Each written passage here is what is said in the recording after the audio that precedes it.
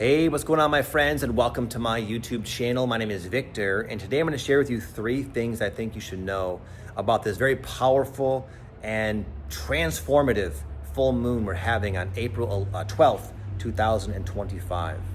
In this video, I'm going to talk about some of the effects that you might be experiencing, which might be surprising, because as many of you know, we just sort of got through, you could say, an eclipse season. And eclipses are very, very powerful. And most people feel themselves and their lives sometimes shaken up quite a bit.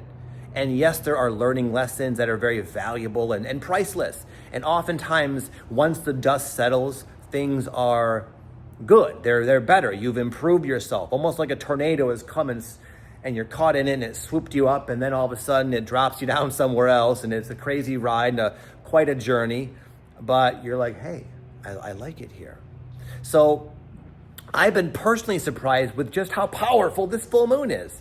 Almost like we haven't gotten a break yet. We're still in the midst of these very potent, transformative energies. So if you're still feeling that, if you still feel like the eclipse season is not over, welcome to the club. I'm going through it myself. But there's so much potential. Even though these periods can be like almost unsettling sometimes and uncomfortable because there's just so much change, so much inner growth, so much healing. It's a blessing. It's a blessing to be able to go through so much transformation these days in such a short span of time. And if you're going through that, then you're not alone, my friend. But anyway, I said kind of a lot without saying anything at all. What I'll do now is break this video down and break this full moon down into 3 more digestible and sort of specific themes. And the intention is that you can become aware of the potential here and get the most out of this powerful gateway. Number 1 reminds me of a tarot card I sometimes flip from my Osho Zen tarot deck. It's Beyond Illusion. Right now is a time to really start to wake up out of the mental prison that we've all been living in. The layers and the extent of our conditioning can sometimes be quite baffling.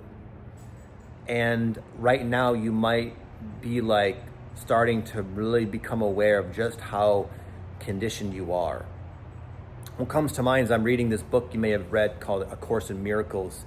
And it's like these daily little prompts. Every day there's like a new thing you do, a little like a food for thought, but also a practice. And the first like 5 or 6 days are all about becoming aware how, for example, like one of the things is like you look at a water bottle and you say to yourself, this water bottle has no meaning. This water bottle has no meaning. This tool hat, even though it's pretty dope, has no meaning. This grill, all this weird stuff, foam roller, all these weird objects, I didn't realize were here. It has no meaning. So what the point is, and then there's another prompt where you're basically saying like, I only see my past in this water bottle. When I look at this water bottle, the way I interpret it is purely through my own filters. What I've been taught to believe about water bottles, my experiences of water bottles, my opinions on hydration, all these different things. So I'm not seeing that water bottle in its purest form. And neither are you. Who knows? Maybe it's green to you. No, just kidding. But you're seeing a different water bottle. And my point is like, this is kind of what I mean. And as I've been doing this program, and because of the full moon and just my own natural evolution, and I bet a lot of you will feel this as well, I'm starting to really see how true that is. Just how many layers of my own conditioning are that are sort of blinding me from the true essence of things. Seeing nothing but my past in all situations. Things have been happening in my life, and I can tell, it's very obvious to me, more so now than usual, that my responses are not really based upon the thing itself that happened spontaneously in the moment, but rather my accumulation of experiences, sometimes challenges and things like that are now being sort of layered and projected upon it. So yeah, my point is, you might be going through this in your own way. Yeah, maybe you're not reading A Course in Miracles, but I bet a lot of you are waking up. You're becoming more spiritually awake, as Eckhart Tolle says, and aware that there's a difference between you, your primordial essence, your I am presence, they call it, and your personality and your mind and your thoughts.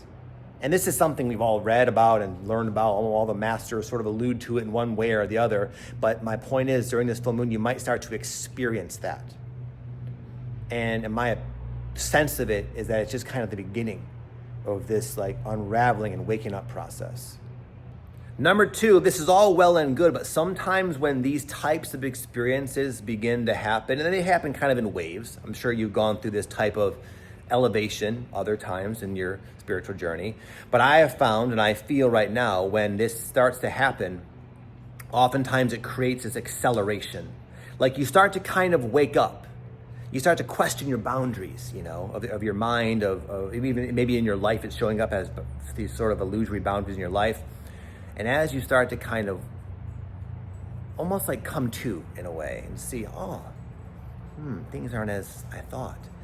Then oftentimes it's like you get inundated with like more and more and more growth, more and more healing experiences and things like that. And it can create this acceleration effect that can be kind of uncomfortable, and where you can feel like things are not going well all of a sudden, and you're manifesting problems and things like that. For example, what happened yesterday is my little dog Rosie bit somebody. I'm not happy to say it. This the pool guy. We moved into this new house, and this dude came in the backyard. And she's never seen him. She's never bit anybody before, but she just ran up and bit him, and she bit him hard. She's a little 10-pound dog, but it was not good. It was a real problem. We felt horrible about it, and we didn't know what to do. We're gonna get a dog trainer and things like that. But the point is, like, it brought up so much from our past. My wife and I, we've had other problems with dogs as well. Not quite like this, but we have like dog traumas basically. Another dog attacked my daughter when she was real young, and just to give you a context, and my wife had like a premonition, believe it or not, and she saved my daughter's life from this dog that almost killed her. And so we have like a lot of like trauma, a straight up trauma from dogs. So my point is, like, this happened, and it sucks, of course. We definitely don't want our dog biting anybody, but like emotionally, both of us were so worked up. It was as if like someone had died. It was like this big thing. And also it was like, why is this happening? Why are we manifesting these types of problems? And I don't know why, honestly. My point is, like, during these acceleration periods, sometimes things can happen. You find yourself in maybe an altercation. Maybe for you it's relationships. You find yourself in these altercations or something, or maybe it's with your career. It's whatever is really important to you, and whatever like types of programs and like mental addictions you've had in terms of like security and things like that, they start to get kind of challenged oftentimes by the outside world. And when it's happening, many times, unfortunately, people fall even more unconscious, because temporarily that has an effect. Like when I watched the dog bite this guy, I went into like almost like a, not shock, but kind of like a shock. And initially I was so charged with energy, I became temporarily a lot less conscious. It was like I was certainly operating from my programs for a little while there. And sometimes when this would happen to other people, you can see they stay locked into that state. And they try to fix their whatever kind of issues that are going on in their life from this state. And it's unfortunate, because really the way I've come to experience it is sometimes these things can happen, and it's like it can kind of catch you off guard. At the same time, if you allow yourself to settle down and gain perspective, you get to have like a radical shift in consciousness, basically. Big, powerful epiphanies can start to kind of happen during these times if you can like learn the power of your state. Like when this was happening, to my defense, like I was aware that I was triggered. I was aware that I was sort of projecting the past. Like it all was fine. By the way, the situation was fine. The guy was cool about it. My wife bandaged him up. He left. It wasn't like this big thing, beyond what I said. But I was aware of how my response was mostly due to the past.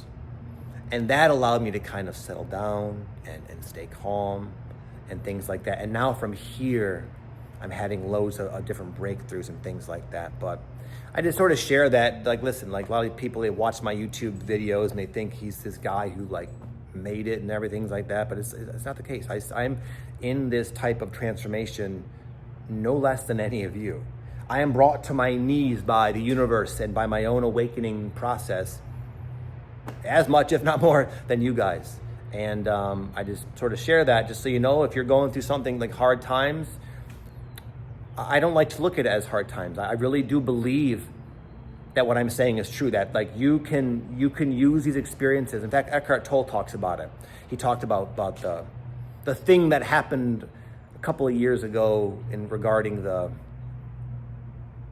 everyone getting sick. You kind of know it. I can't say the word, but basically he talked about that. And he said, you know what? Unfortunately, a lot of people, due to this type of challenge, became more unconscious. It really brought up their fears and their traumas, and then they started operating from that. And some people sort of like lowered their awareness level. But then there are some people who maybe were laid off or maybe had something like that happen, but they like started to question things. And a lot of people have found their purpose. A lot of people are realizing, you know what I was doing before was not making me happy. Thank God, good riddance, it's over. Now I am free and I can start to expand my life. So that's like the opportunity here. And luckily, people like you who watch these videos probably tend to respond like that naturally anyway. And that allows you to go through these astrological storms and up-level yourself, up-level and expand your consciousness each and every time. And finally, number 3, brilliant breakthroughs and positive life change is always, if you can stay conscious, at least some of the time, what results from these types of windows. What keeps coming to my head is this person I met at one of my retreats a while back, like a few years ago. Really, really nice guy. And it was one of my retreats in Sedona. And at those retreats, we would serve only certain meals. We'd serve like breakfast and lunch, and then we'd encourage all the participants to go and venture out and enjoy some of the nice cuisine in Sedona for dinner time. But then it became kind of a thing because there was like 20, 25 people at the retreats. And oftentimes, most of them wouldn't know each other at all. But after like a day or so, people would start to kind of bond pretty quickly actually, and they would go off and they'd go to dinner on their own and things like that. They'd have a great time. It was actually a really beautiful experience for them. And there was this one dude who he came to the retreat, and what his goal was, I believe he said, was like connection. But then because he was kind of on the shyer side, which I can relate to, I'm quite shy as well even to this day.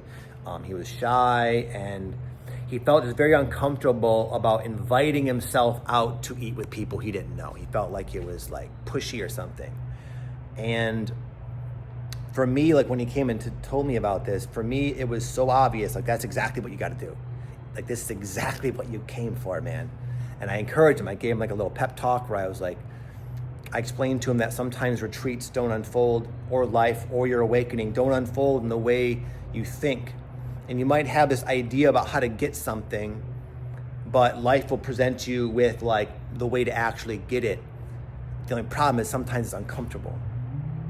And this is one of those things. Like it was like his worst case scenario, having to ask to go out with somebody. But I said, this is your breakthrough, man. And I didn't know what he was going to do with it. He just, he walked away, and that was that. And then I think I was keeping track of a lot of things. I couldn't like micromanage every individual, but I remember seeing him the next day. He was like a different person. It was just beautiful. It almost like brings tears to my eyes just to think about and remember how alive he was. Just glowing and alive, and just so happy because he pushed himself to do the uncomfortable thing and to realize that there was never anything to be afraid of to begin with. A lot of times these mental prisons, they result in prisons in our life, but not actual prisons, just like weak little fences that we could just kick over without even thinking twice, just plow right through it. But because of the way we overlay all of our beliefs and traumas about things, sometimes that fence is very, very intimidating, very, very scary, almost impossible to scale for us.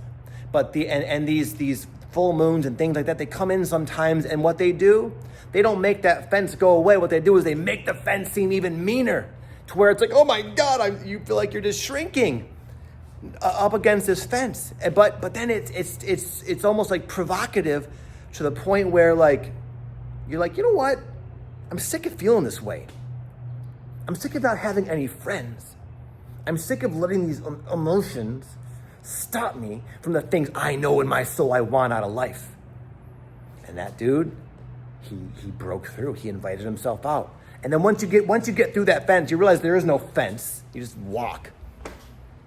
And you realize it's not scary on the other side like we assumed. It's actually kick-ass and awesome, full of great stuff that resonates with us beautifully, full of our preferences, our ideals, things that make us happy and bring us joy and bring us laughter. That's what's on the other side of these prisons that this full moon might be really making you aware of right now. And it's like the last thing you want to do is walk through the gate. But if you can do that, if you can muster up the same courage my buddy had, you too, I believe, will find that on the other side is awesome. Not perfect. No, let's not be naive, but awesome. Awesome. It's an up level. It's an upgrade. It's not comfortable upgrading. Most of us want the upgrades, but don't want to go through the journey. But if you're watching this video, I bet you're one who is up for the journey, up for the task. And it is my hope that you can take the right action and the right timing if life presents you with this opportunity. So with that said, thank you all for watching. Have an amazing day. God bless.